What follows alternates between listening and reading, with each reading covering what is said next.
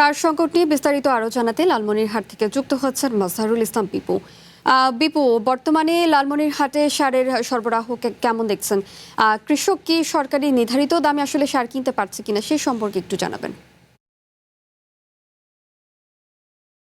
হ্যাঁ, শাওনা, আপনি যেমনটি বলেছিলেন যে লালমনিরহাট সহ বিভিন্ন জেলায় যে সারের যে সংকট রয়েছে, এটা হচ্ছে ডিলারদের যে অভিযোগ, এটা কিন্তু সঠিক নয়। এটা হচ্ছে লালমনিরহাট সহ আমাদের যে ৫টি উপজেলা রয়েছে, এখানে পর্যাপ্ত সারের মজুদ রয়েছে। আর আমাদের লালমনিরহাট একটি কৃষি প্রধান জেলা। এই কৃষি প্রধান জেলা হওয়ার কারণে কিন্তু প্রতি বছর এই আমন মৌসুমে আমাদের শাক সবজি সহ বিভিন্ন ধান সহ বিভিন্ন চাষাবাদ হয়ে থাকে। প্রান্তিক চাষিদের যা মাঠ পর্যায় থেকে যারা উৎপাদন করার পরে কিন্তু আমরা যেটা জানতে পারি, তারা বিভিন্ন জেলা পর্যায়ে এবং রাজধানী পর্যায়ে বিক্রয় করে জীবিকা নির্বাহ করে থাকে। এবং এবার প্রথম পর্যায়ে যে আমনের প্রথম মৌসুমের প্রথমেই তারা একটা বিভ্রান্তিকর অবস্থার মধ্যে পড়েছে। যদিও বা আমন মৌসুমে সেরকম সারের চাহিদা নেই, তারপরেও কিন্তু বাড়তি দামে কৃষকদেরকে সার কিনতে হচ্ছে। আর যেমনটি আমার পাশে কিন্তু যারা আমন ক্ষেত দেখতে পাচ্ছেন, এখানকার যা কৃষক রয়েছে তারা কিন্তু যেখানে টিএসপি ১৩৫০ টাকা সারের বস্তা কিনতে হয়, সেখানে ১৮০০, ১৭০০, এমনকি দেখা যাচ্ছে যে ২,০০০ টাকার পর্যন্ত সার কিনতে হচ্ছে। এবং ইউরিয়া সারও তাই, এবং ডিএপি যে সার আছে সেটাও দাম মূল্য বেশি নেওয়া হচ্ছে। এবং প্রান্তিক পর্যায়ে যারা কৃষক রয়েছে তারা কিন্তু বিভিন্ন দোকানে ছোটাছুটি শুরু করতেছে, যেহেতু আমন তারা চাষাবাদ করতেছে এবং বিভিন্ন সবজি চাষাবাদ করতেছে, এই জন্য তারা কিন্তু সারের সংকটে তারা ভাবতেছে যে সার সংকট। এবং মাঠ পর্যায়ে যারা সার বিক্রেতা রয়েছে, এরা কিন্তু ডিলার পর্যায় থেকে সারটা ক্রয় করে নিয়ে আসে, এবং ডিলার পর্যায় থেকে যে সারটা ক্রয় করে নিয়ে আসে এবং অতি মূল্যে কিনে নিয়ে আসে, এবং তারা প্রান্তিক পর্যায়ে চাষি যারা রয়েছে তাদের কাছ থেকে আবার মাঠ পর্যায়ে যারা আবার বিভিন্ন হাটে বাজারে যারা সার ব্যবসায়ী রয়েছে তারা বিক্রয় করতেছে।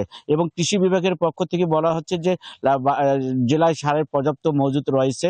এবং লালমনিরহাট জেলায় প্রায় বিএডিসি যে সার ডিলার রয়েছে ৫২ জন, এবং বিসিআইসি যে প্রায় ৯২ জন সার ডিলার রয়েছে। এই সমস্ত সার ডিলারের মাধ্যমে কিন্তু বিভিন্ন ইউনিয়ন পর্যায়ে সার চলে যাচ্ছে। কিন্তু এখানে একটি জিনিস যেটা আমরা লক্ষ্য করতে পেরেছি, প্রতি বছরের মতো কিন্তু এবার ওই সার সংকট দেখা দিচ্ছে। যেমন এখন যারা আমন এবং বিভিন্ন সবজি ফলাচ্ছে, তারা কিন্তু সার সংকটের মুখে পড়ছে। কারণটা হচ্ছে আগামী মৌসুমে যে আলু এবং তামাক এবং ভুট্টা যারা চাষাবাদ করবেন, তারা কিন্তু এই সিন্ডিকেটের মাধ্যমে এবং ডিলারদের মাধ্যমে এবং সিন্ডিকেট পর্যায়ে এই সারটা চলে যাচ্ছে, এবং বিভিন্ন তারা গোডাউনজাত করতেছে।